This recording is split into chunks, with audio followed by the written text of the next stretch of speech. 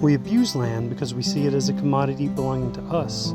When we see land as a community to which we belong, we may begin to use it with love and respect. Quote from Aldo Leopold. Everyone loves the approach of fall, especially in the South, where it brings a break from the oppressive heat. Unfortunately, all too often, what goes unnoticed are the beautiful fall flowers and the shifts nature makes in preparation for the spring. Like many plants, make a final reproductive push with flowers and seeds for the winter. And wildlife takes advantage of these for their rich carbohydrates, fats, and proteins. So here we are at Grovetown Trails at Euchee Creek. It's one of my favorite trails, and luckily it's near my house here in Columbia County, Georgia. So let's take a bike ride and see what we find.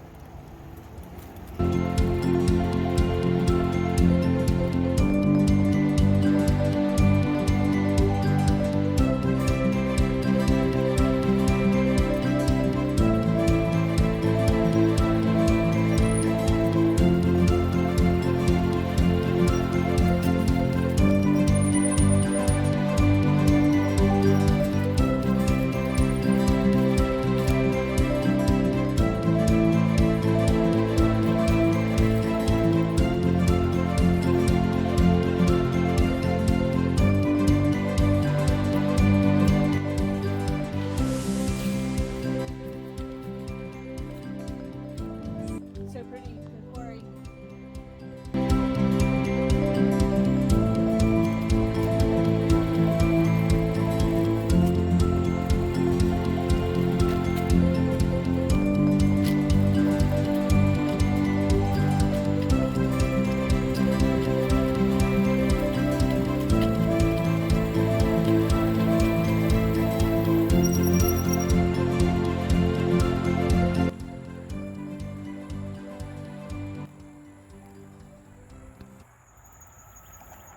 So there's a great community here of blue mistflower, Conoclinium celestinum, and yellow crownbeard, Verbicina occidentalis.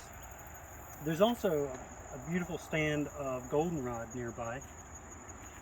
So the blue mistflower is one of my favorite wildflowers. It's so pretty, and I often see pollinators all over the goldenrod and the blue mist. Earlier you mentioned how this late bloom was great for the animals as they prepare for winter. How does this late bloom benefit the pollinators? Sure. So these fall blooms provide an important source of nectar for these pollinators and insects as winter approaches. This is one of my favorite flowers as well, and I always look forward to it as the fall approaches. It's not only beautiful and a complementary color with the yellow and the purple, but it provides an important ecological role. These insects use it to get ready for winter, and especially your migrating insects like the endangered monarch butterfly, for example. So I just think it's an amazing example of the interconnectedness of nature as the pollinators visit these flowers, which provide nectar to the pollinators and help these plants to spread their pollen. And I'd also like to mention that a lot of moths and other insects use these plants for their foliage as well. So on this bike ride, I've seen a lot of the yellow crownbeard, the goldenrod, and the blue mistflower. Are these plants native to this area? Yeah, absolutely. They're native to this area in the southeastern United States. Like goldenrod is native to North America. If you look closely at these, you can see they've been eaten quite a bit by insects and other arthropods.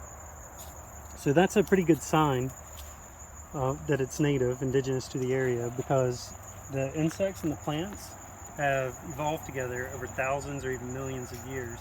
So our local insects know how to get through the plant's defenses essentially and digest this leaf material.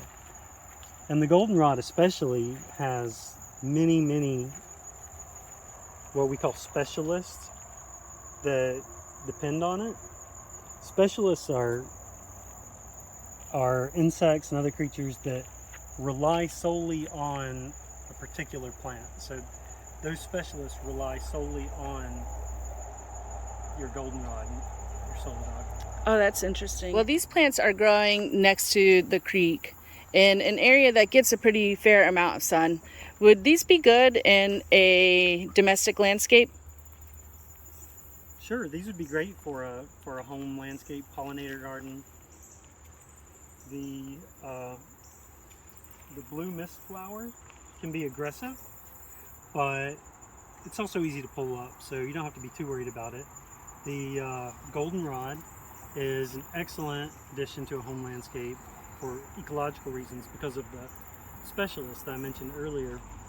And the yellow crownbeard makes a nice backdrop to a pollinator garden. Now, the best way to probably get these would be to gather seeds and then grow them at home. Your other options would be transplanting them, but with transplanting, you just want to be very careful that you're not hurting the environment or violating laws. So you want to think about, am I gathering them from public lands or from someone else's private land? And that the habitat you're removing them from can stand to lose a plant or two, and that where you're moving it, it's going to be able to take because you have the right conditions, that you have adequate sunlight and moisture. Like, for example, these are in a floodplain in an edge habitat. That means they're at the edge of the woods, so they still get a decent bit of sunlight. It doesn't take full sun. They don't need 6 hours of sun every day, but they need some sunlight, and they need moisture and well-drained soil. So, and then your other option, of course, is going to a local nursery that sells native plants, and the nursery can probably help provide you guidance as well.